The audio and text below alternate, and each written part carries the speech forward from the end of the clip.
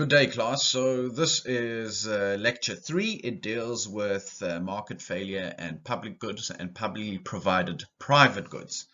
The reading for this chapter or for this lecture the readings are chapter 4 and 5 of Stiglitz and Rosengard.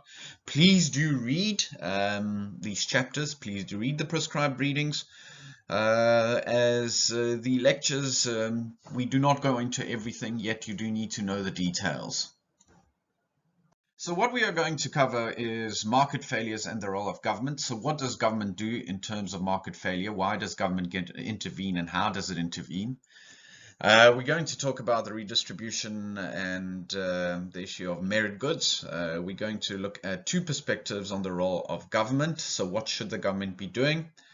That is why we are looking at roles. Then what we are going to look at is public goods and market failures and paying for public goods, and also we will define and discuss the free rider problem.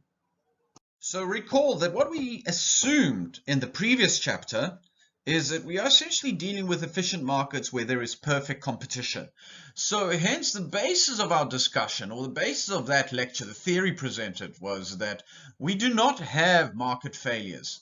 Nevertheless, market failures can happen. In other words, supply or the quantity supplied does not equal the quantity of goods demanded at a certain point in time. So for example, a real life example of market failure would be unemployment. What do we have? We have more people that are providing labor than the quantity of labor demanded. So what we have market failure. The market is not clearing in this instance. So this is a case, or this is an example of a real life case for government intervention. So what is it that needs to happen, and when should government intervene if we have a market failure? So that's what we're concerned with. We are concerned with market failures, and then that should provide a rationale for government activity or government intervention. So the first reason, or the first type of market failure, is so-called imperfect competition. In other words, firms have market power. In other words, they can set prices, they can make profits. A form of market failure would be potentially a firm that starts operating as a monopoly for some reason. Alternatively, what you can also have is you can have buyers that have market power. In other words, they can force firms to set certain levels of prices, because otherwise they would be able to boycott a firm's product. So that is the first example. So we can view this essentially as a failure in perfect competition. Another example would be when you have a number of firms that are cooperating with each other, or specifically firms are colluding. So an example, a South African example, is, I would argue, the mobile telephones telecommunications industry, where there's a few big providers who are essentially able to keep prices high, a lot higher than they would be if competition was of a greater extent. So what we have is imperfect competition, and hence, in terms of this, what we have is an oligopoly where you have a few firms, and hence prices are higher than they could potentially be if competition was greater. Then we have the issue of public goods. In other words, there are certain goods that will not be provided by the private sector, and hence that is why government has to intervene in order to provide these goods. An example is defense. The private sector does not provide national defense. So while the nation and the whole population benefits from national defense, it is not provided by the private sector because the individual does not benefit directly. So it's the nation that benefits, and hence there is an incentive to provide defense on a national scale, yet there's no incentive on an individual basis, very small incentive of an individual basis. So this is where government steps in and essentially provides a good that is in national interest, or in the interest of entire population. Then we have so-called externalities, and externalities refer to the action of an individual which essentially imposes the cost on other individuals. So for example, let's say that I'm driving my car, and because I'm driving my car, what's happening is the pollution is being produced, so that's the exhaust. And hence, that imposes a cost on the rest of society. So my actions impact negatively those around me. So those are externalities. We could also have positive externalities. Positive externalities are when my actions, my individual actions, benefit others. So for example, let's say I beautify my garden, and hence that is nice to look at for those around me. So that is an example of a positive externality.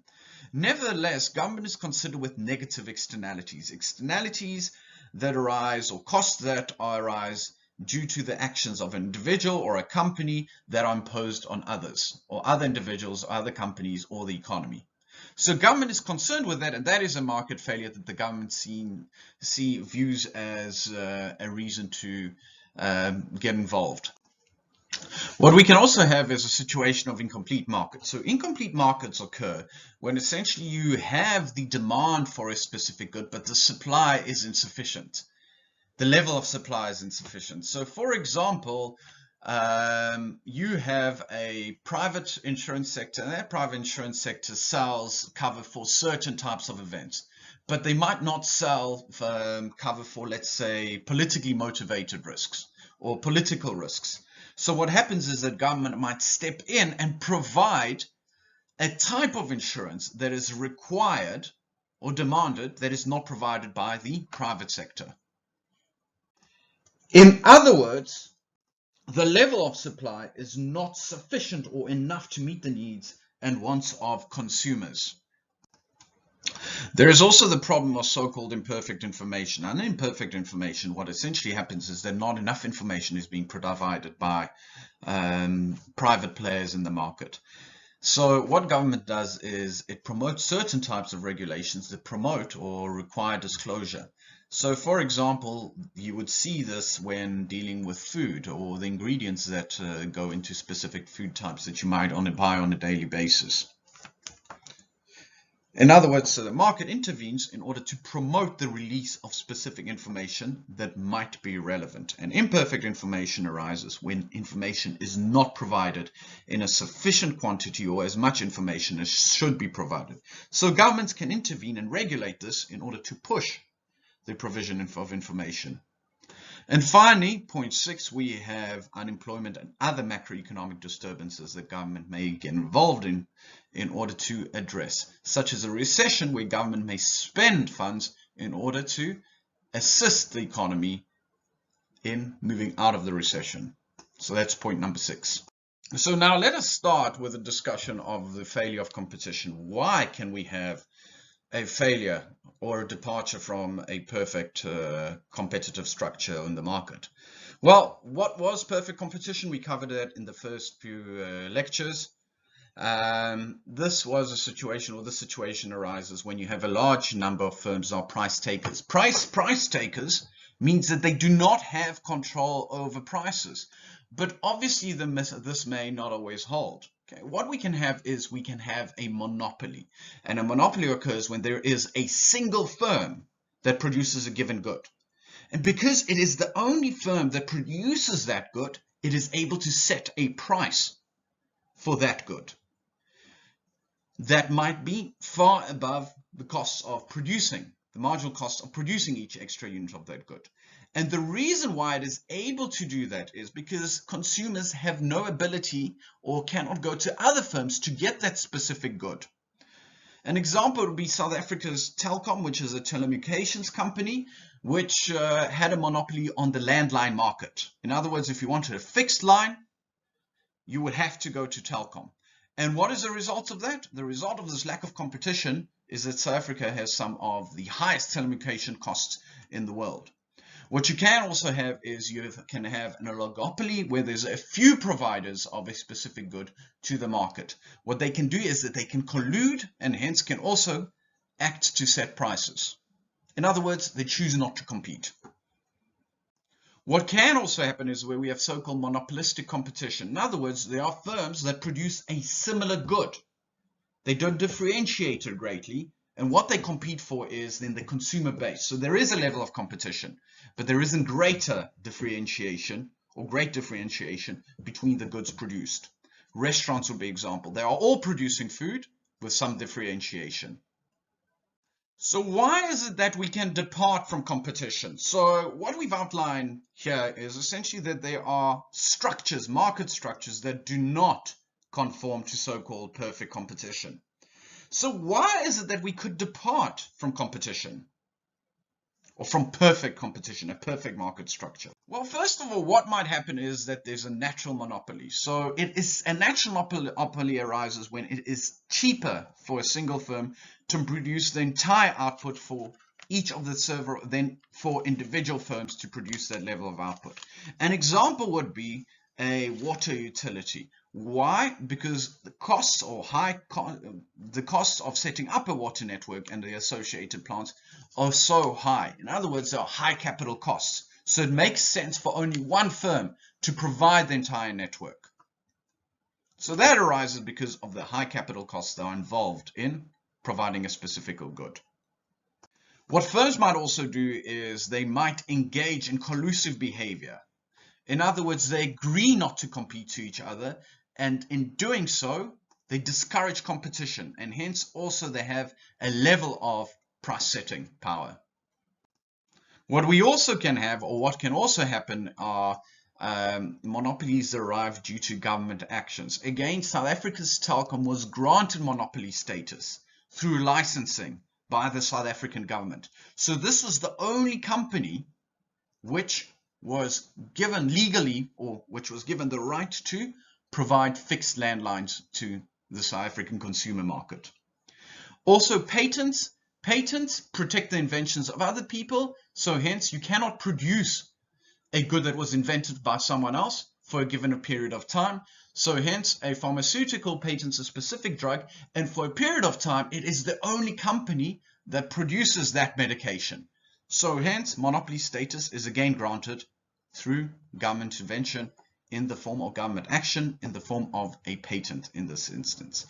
So although perfect competition is an ideal situation, we do not achieve it for a number of reasons. And that is when you have a failure of competition, a reason for government action, potentially. So what does a perfectly competitive market look like? Let's start with that. Under a perfectly competitive market, what we assume is that the marginal cost is equal to the price. So the cost of producing each extra unit of a good is equal to a price of selling that good. Now, what does this mean? What is the important thing about this? Well, if the price is equal to a marginal cost, this implies that there is no profit that is being made by a firm. That is what this condition means. However, under imperfect competitions, firms set the marginal revenue equal to the marginal cost. So we initially start with a situation where this is the demand curve. And what happens is that this point corresponds to the quantity of a good that is produced. Okay, so that is how much we are producing under perfect competition. However, if we now take into consideration a situation where we have imperfect competition, what happens is that firms now set the marginal revenue equal to a marginal cost. Note, so we're no longer looking at a condition where marginal cost is equal to a marginal benefit, which is equal to a price. We are now looking at a situation where the marginal revenue is equal to a marginal cost. And that puts us on a different curve. Okay, so this is a marginal revenue curve. This is a revenue that is made from producing each additional good. So hence, what we have is we have a reduction in the quantity that is produced. So the level of output is now lower. So that is a consequence, one of the consequences of a failure in competition. What about public goods? So public goods are another reason why the government might intervene. Again, so some goods might not be supplied by the market. In other words, private enterprise will not provide certain goods such as defense. Defense is a very good example. Defense benefits everyone, but there's not much incentive on an individual basis in order to purchase it. Okay, that's what's important. So public goods have two important properties, or two properties. It costs nothing, so we start with the first one. It costs nothing for an additional individual to enjoy the benefits of public goods. So the marginal cost for additional individual enjoying a good is 0. So you have a certain defense force. Let's say that the defense force has 1,000 members. Even if the nation's population increases, that defense force carries on providing defense to the nation.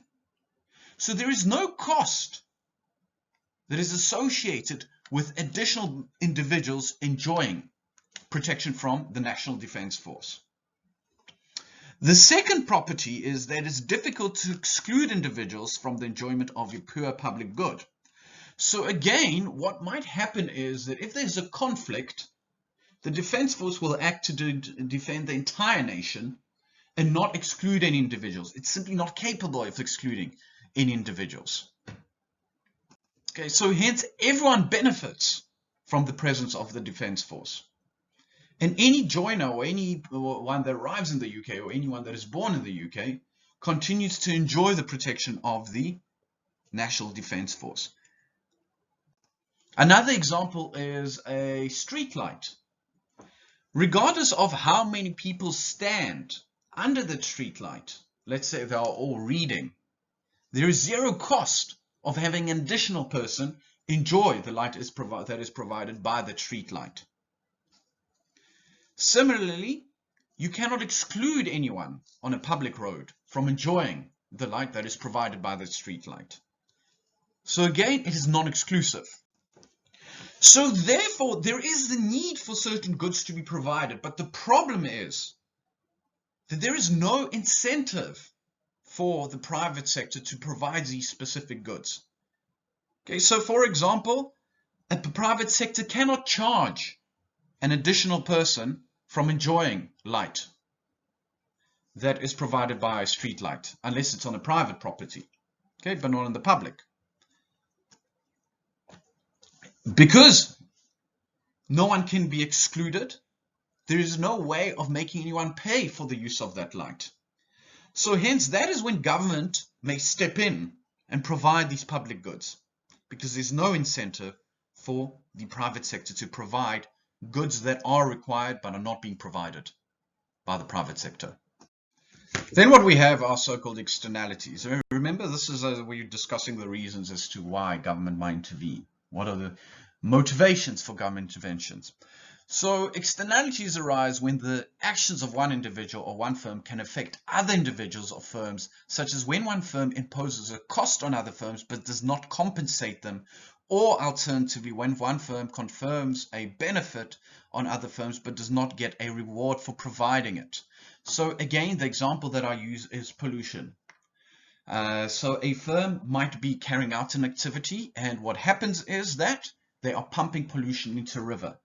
So the surrounding community and individuals bear the cost of that pollution, but nevertheless they are not compensated. So the activities of a firm impose costs on those around that firm.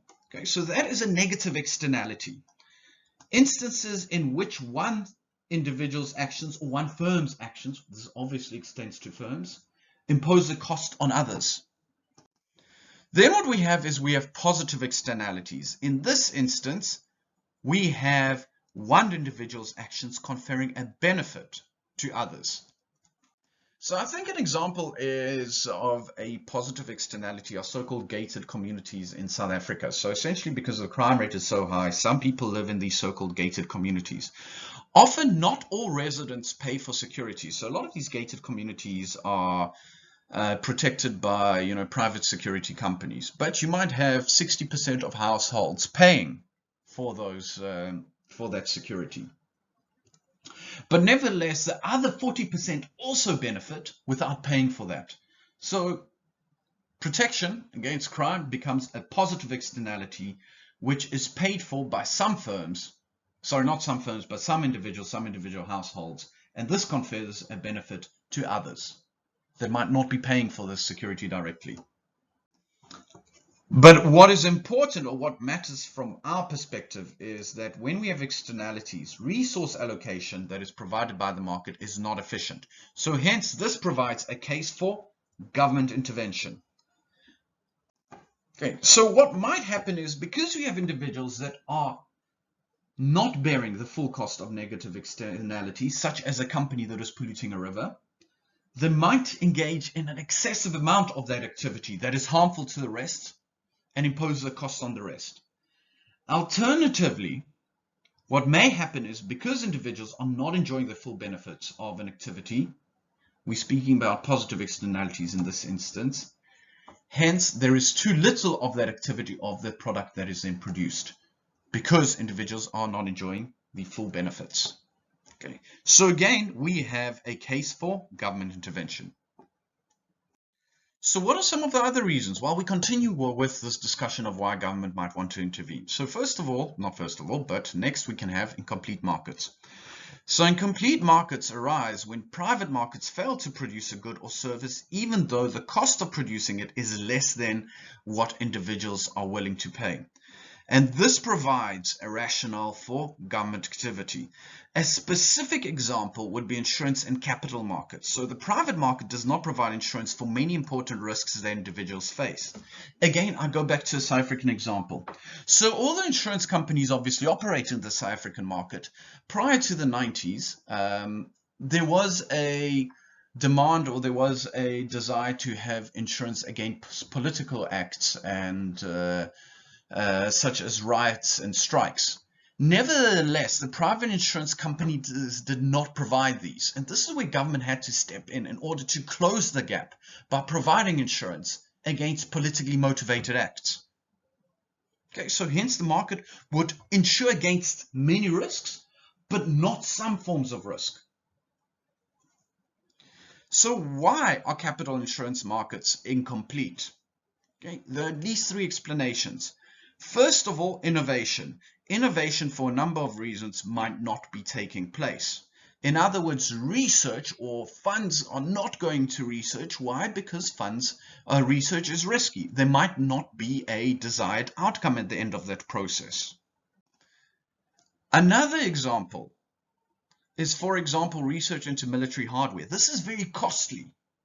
So although the government might want to purchase some types of weapons and armaments for national defense purposes, private companies are not producing these because doing research is simply too expensive. The solution in this instance is for government to get involved by providing funding for this research or compensating these firms for any funding that goes into this research, and hence promoting research into a specific good and ultimately its production. Then what we have is transaction costs. So it might be costly to enforce contracts and to introduce new insurance policies. So an insurance firm may be reluctant in designing a new insurance policy if it is unsure whether the new product will be successful.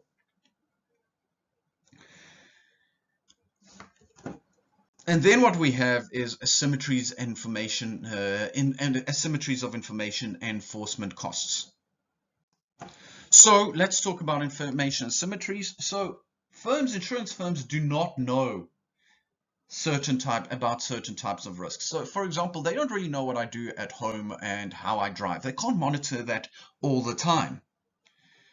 So hence what happens is essentially we have imperfect information.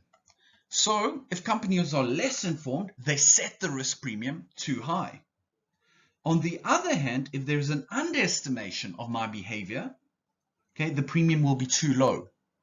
So if it's too high, there's a good chance that consumers will not purchase it. If it's too low, in other words, firms are underestimating how I behave, my risky behavior, the result will be that they'll be unable to continue in business simply because they're not making enough money. So either way, there's a good chance they might not be in business as a result of that. Another example is that lenders do not know, or they worry about getting repaid, and they might not be able to tell which borrowers are likely to repay. So for example, student loans.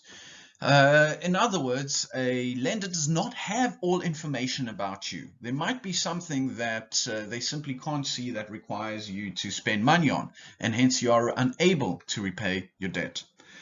So again, what we want to do is we want to undertake some kind of regulation that will reduce these information asymmetries. Okay.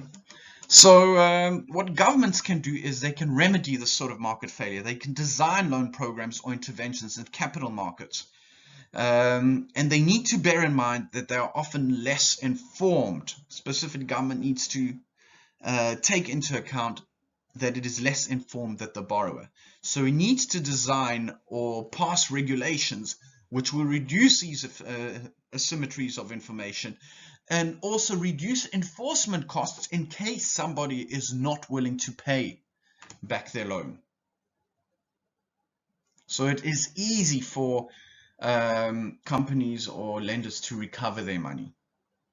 Okay, and this would be, for example, associated with an efficient legal system in a specific country, something that the government can provide. So as an extension of incomplete markets, what we can also talk about are so-called complementary markets. So these are markets where two goods are essentially complements. So an example would be sugar and coffee. Each can be produced separately, so each producer of these would be acting alone, but by producing them separately, what this would imply is the public interest is not being pursued.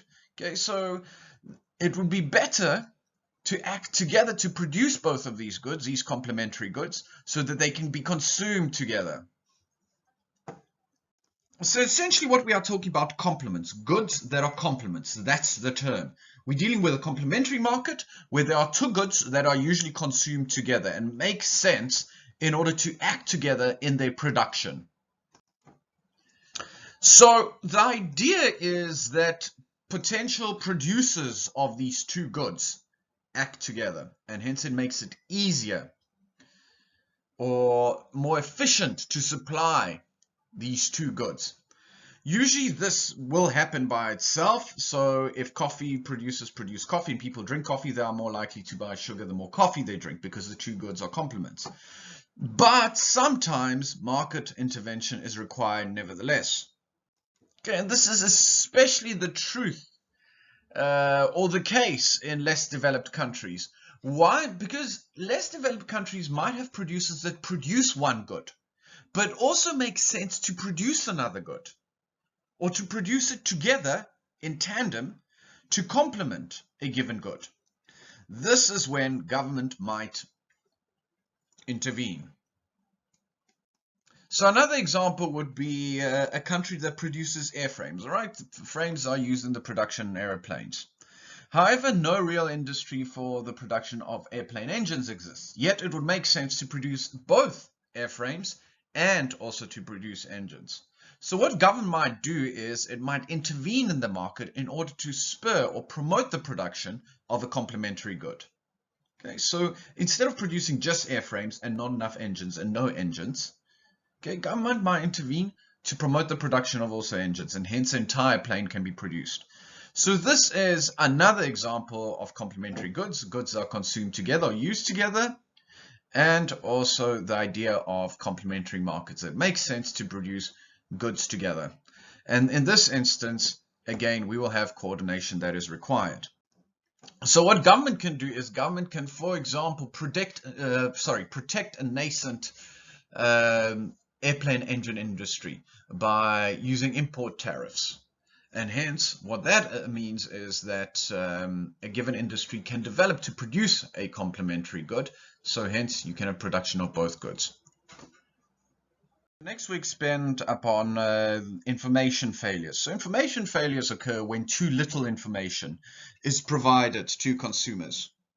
So hence, a number of government activities are motivated by imperfect information. So for example, and I've used this example before, in this instance, what a government might do is it might promulgate regulations that require the producers of foodstuff to state what ingredients are going into certain foodstuffs. And it makes sense because you want to know what you are essentially consuming, yet on the producer side, in other words, private producers, private markets that produce these goods, there might be no incentive to provide what is going into these goods, okay, or to provide any other information around the production process that might be relevant to consumers. However, there are arguments against government intervening to promote the completion of information or provision of information. So opponents argue that in government intervention is unnecessary, that competitive markets provide incentives for firms to disclose relevant information. Well, think about it. You might be very health conscious. So you would prefer to buy labeled food, and hence you won't buy unlabeled food that doesn't tell you what the ingredients are. That is an example where market competition essentially promotes disclosure. But we know that this doesn't really happen in reality. So opponents of regulation on information disclosure are those that usually believe that markets are indeed competitive, but that is not true. Then next, another argument that is, even if you do regulate markets or you promulgate regulations that promote the disclosure of information, consumers don't care about this information at all. I think that depends. How many times, how often do you look at food labels? I personally do. I look at the ingredients. You might or you might not. So you might know people that do, and you might know people that don't look at ingredients that go into food. So for some people, they might be irrelevant, but I would rather have them there. And also, the idea is that the provision of information must be a little bit, is too costly. So complying with regulations is too costly. And hence that there should be no requirements for disclosure on certain types of information. So what is it that government can do? Well, we can view information as a public good. First of all, giving information to one individual does not really reduce the amount that others have. A piece of news is a piece of news, regardless of who receives it. So that's the first thing. Second of all, in order to have efficient markets, we need information to be freely disseminated.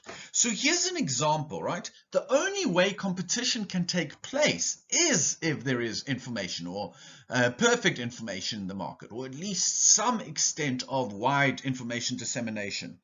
So let's say that I want to buy a specific good. So I go to supplier A. Now, I will buy from supplier A if I don't know that there's supplier B and C and D that might sell it for cheaper. So once information spreads about the costs of specific goods and the price of specific goods and the price of inputs, that's from producer side, what happens is that production can become more efficient. Why? Because inputs can be bought for less by producers, and also consumers then have a choice.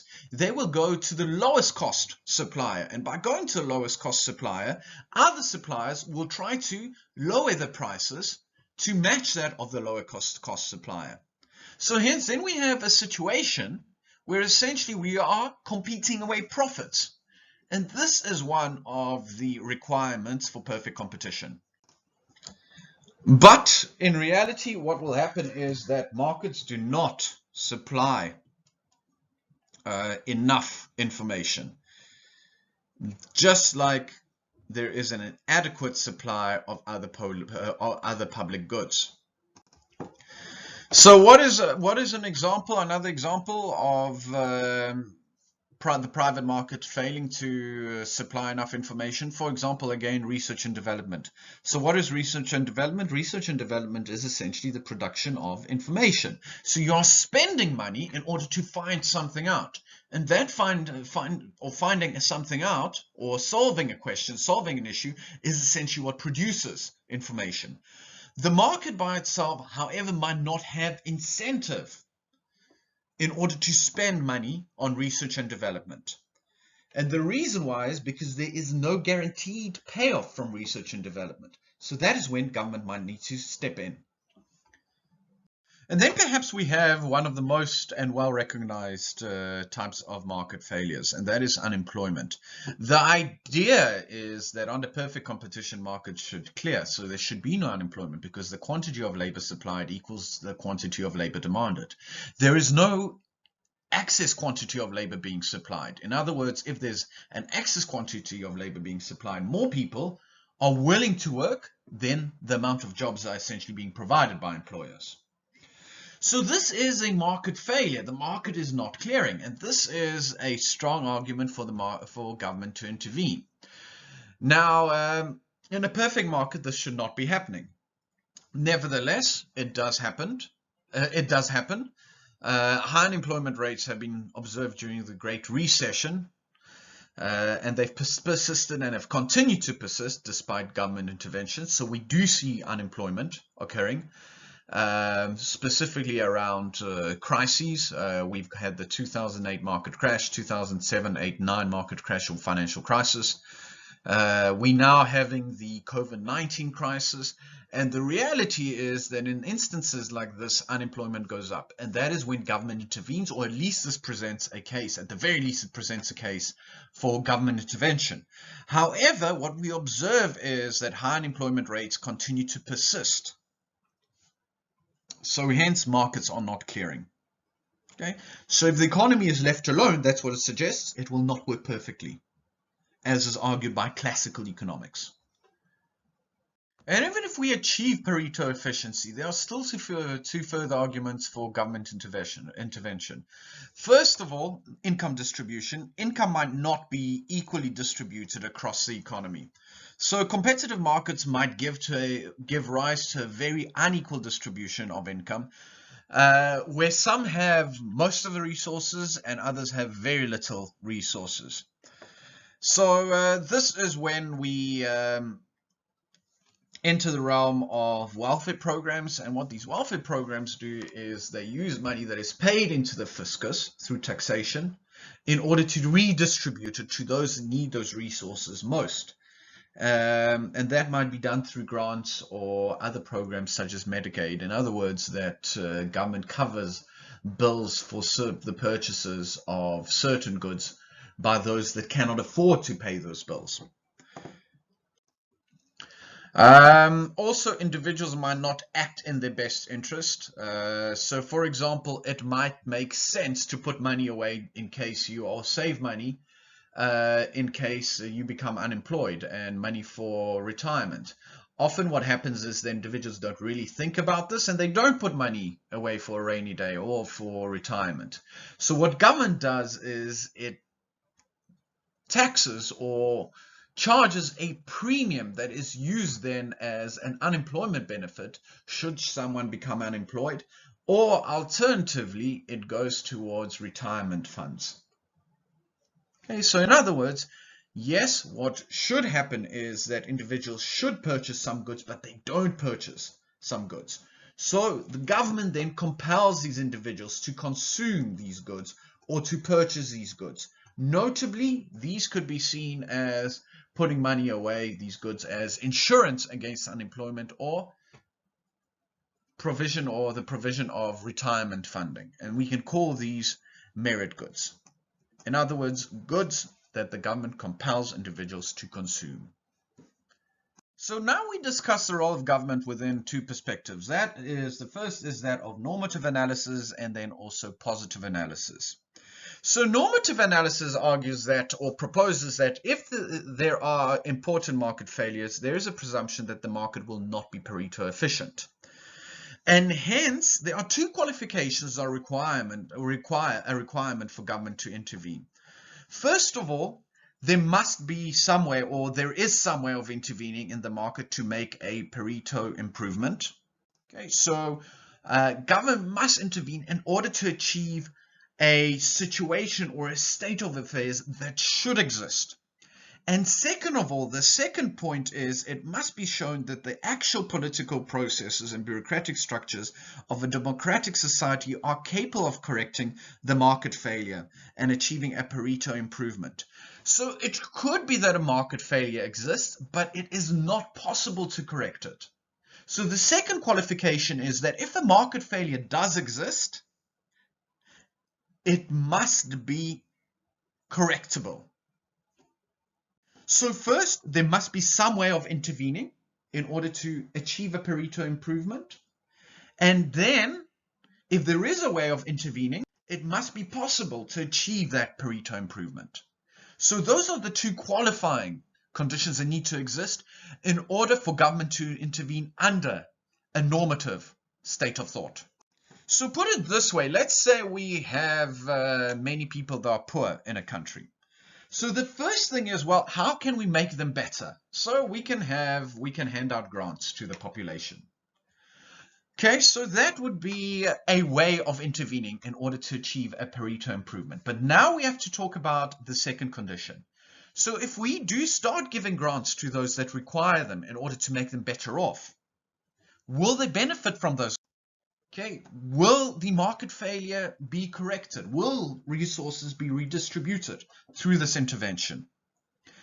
Well, the reality is that the political process is rather complicated. So although we can institute a program, as we would according to point 1, as the first qualifying condition, there is no guarantee that the program will be effective or will be capable of addressing a specific market failure because of existing political processes.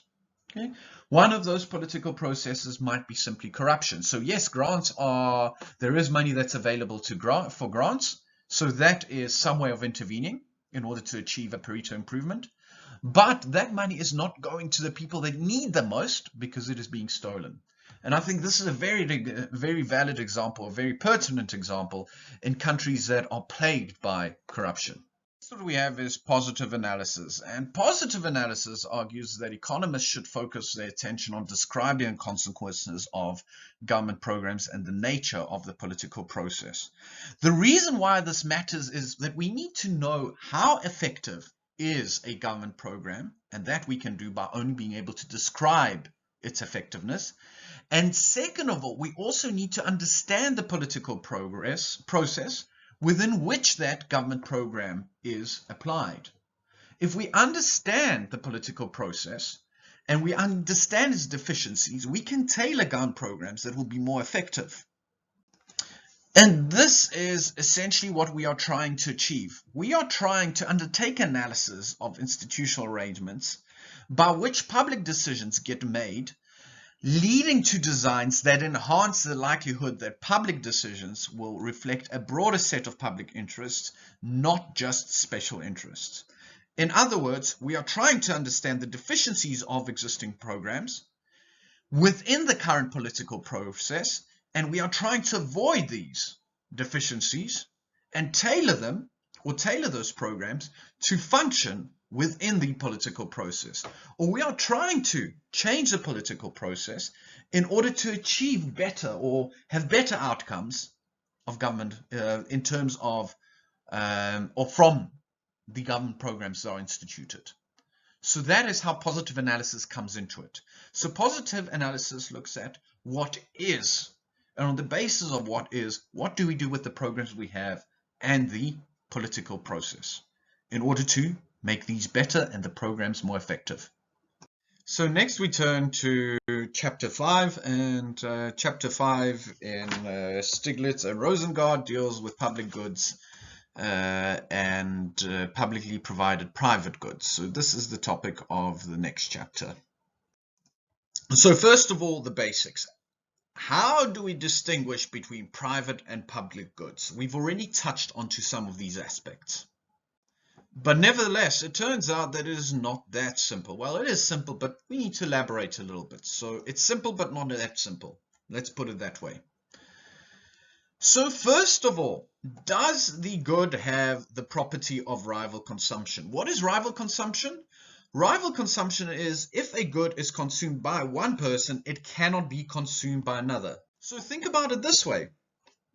If you are eating a sandwich, somebody can come up to you and take that sandwich away from you. So that is essentially theft. You can also share that sandwich, but then you don't have the full sandwich. So if you share that sandwich, you are no longer consuming that full entire sandwich. So hence, if it is being used by another person, you cannot have that full sandwich. So what we are seeing is rival consumption. One person can consume that sandwich, and if more people consume that sandwich, well, ultimately you're no longer consuming the full sandwich. Then, alternatively, you can have so-called non-rival consumption. So one person's consumption does not prevent another person's consumption. So unlike a sandwich, think about a street light. A number of people can stand under street light, and yet they all receive the same amount of light. unlike the example of a sandwich, that if more than one person starts eating a sandwich, each person has less. So the example of a street light is congruent with non-rival consumption. One person's consumption does not prevent another person's consumption. The next condition, condition 2 is, or the next question we need to ask is it possible to exclude any individual from the benefits of a public good? So if you think about a sandwich, again, you can exclude someone from having your sandwich. You simply don't let them have it. But with a street light, can you exclude someone from not having light? Well, no, not if it's not on private property. If it's in the street, anyone can stand under the street light and have light. So hence, when we talk about private goods, they have the properties of rival consumption and excludability. So first of all, if I'm not consuming the sandwich, then someone else is consuming it. We all can't consume a full sandwich. We have to share that sandwich, or one person is consuming the sandwich. So that's rival consumption coming into play with the sandwich. Also, we can exclude someone from consuming a sandwich. We can simply just not give it to them. So sandwich has the property of excludability, and for that reason it is a private good, unlike a street light, where anyone that stands under it receives light. And second of all, if it's on public access road, everyone can stand under the street light and receive that light. So, public goods are characterized by non-rival consumption and non-excludability. And pure public goods are those for which there is no rivalry in consumption and for which exclusion is impossible, as would be the case of a street light that is on a public road. So now let's talk about public goods and market failures. So market failures can happen with public goods, not only private goods. So for some goods, consumption is non-rival, but exclusion is possible. So for example, think about it this way. Let's say you have a TV signal and so a private network, right? You remember back in the day there used to be decoders. I don't know if this applied in the United Kingdom, but what you would have is you would have certain TV channels, and in order to receive that TV channel you would need to pay a subscription. So you'd have a decoder that would receive that signal, decode it, and then you could view it. Regardless of how many people viewed it, there would be no additional marginal cost for supplying that good. Okay, so there's no marginal cost, regardless of how many people are watching that channel. However, exclusion is still possible. Why? Because you need to have a decoder. Only once you have a decoder, you can watch that television show. So, because some people are excluded because they're not willing to pay a price, even though their consumption has no additional consumption is not associated with a marginal cost, charging for a non-rival good is inefficient because it results in underconsumption. So there is no charge for a non-rival good, then there's no incentive to supplying it. So for example, it makes no sense for a private television network to supply it to everyone if not everyone is paying for it. So hence what we arrive at is two types of market failure associated with public goods. First of all, it's underconsumption and also undersupply. So first of all, not everyone's paying for it, so not everyone is receiving it, not everyone's watching that private channel or the private network because they are not paying for a decoder. And alternatively, although there is no marginal cost with providing the service or allowing other people to watch programs on a private network, there is no incentive to provide, to supply the good to those who are not paying for it. Okay, so then what we have is we have undersupply. So that is how market failures can arise with public goods. So let's talk about paying for public goods. One can also pay for public goods, even if these public goods are non-rival. If they are excludable, fees can be charged. So for example, let's say that you have a public road. Okay, so you have a toll road. The idea is that you can exclude some from using it. Those who are not using it are therefore excluded. right? Or they're not paying for it. So you can charge fees. However, a toll road is still non-rival. The reason why is because there is no marginal cost associated with the additional user of that road. So in this instance, the situation that we are dealing with is one that can be seen as an equitable way of raising revenues. In other words, those that use a public good are the ones that pay for it. That makes sense. But there is a trade-off. So when consumption is non-rival and fees are charged, what happens is that we introduce inefficiency into a system. Let's use an example of a bridge and how charging a price for the use or charging a price, which essentially means excludability, results in a level of efficiency. So let's say we have a demand curve, and this demand curve represents the demand for trips. So as you can see, as we move towards a price of 0, the quantity of trips demanded is Q subscript M. And what we assume is the bridge capacity, Q subscript C, exceeds Q subscript M, the quantity of trips undertaken.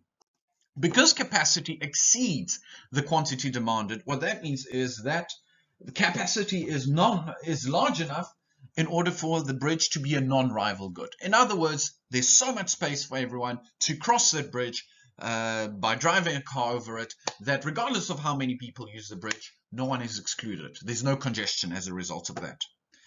So note, when the price is 0, okay, what we have is this quantity of trips that is being taken. Also, the marginal cost of an additional person crossing the bridge is 0. In other words, the bridge has already been built, so regardless of how many people cross, the cost of that bridge, an additional person crossing, is 0. Now, under the conditions of perfect competition, we require that marginal cost is equal to the price. And if the marginal cost is 0, therefore the price must be 0. So hence revenue will be 0. What happens if we now if we begin charging a toll? So we aim to maximize revenue by charging a toll. So the toll that we charge corresponds to P. As a result of this, which is a cost, it's a price now, what happens is we move upwards along the demand curve. So the quantity demanded falls. People are excluded. Those that do not pay are excluded from using the bridge. So the quantity of trips demanded corresponds to Q subscript. So hence what we have is underconsumption. Okay? And this is the quantity that is now consumed. Again, I'm recircling it. And this is below the non-toll level of consumption. So we are consuming less than is optimal. So because of underconsumption, we move away from a situation of efficiency.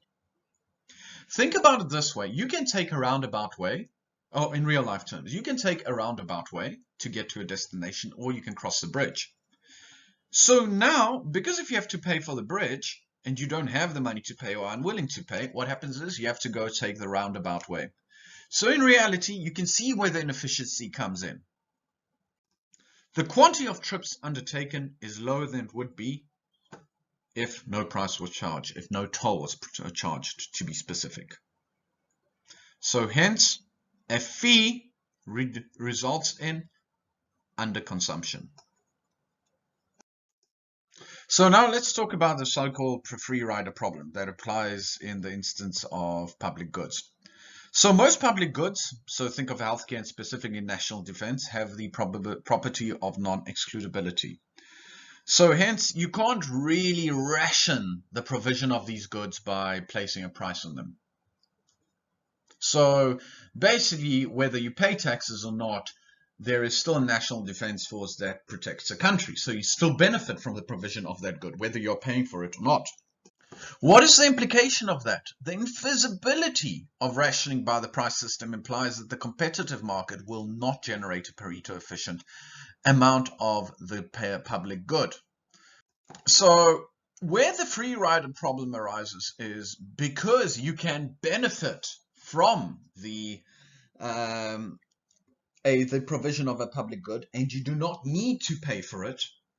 What happens is that individuals become reluctant to contribute voluntarily to support the provision of the public good, right? So even if you're not paying for the National Defense Force, well, or the public healthcare system, and you can still access benefits provided by it, okay, there is a reluctance to pay voluntarily for the support of such a public good.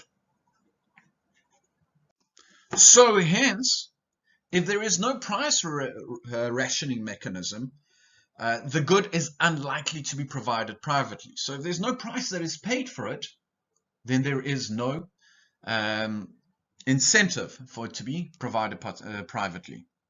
So this is where government takes responsibility. So this is where government intervention occurs. And the way this can be done is to force people to pay for the provision of that good through taxation, for example. And this concludes our lecture for today. More to come in the lecture that follows.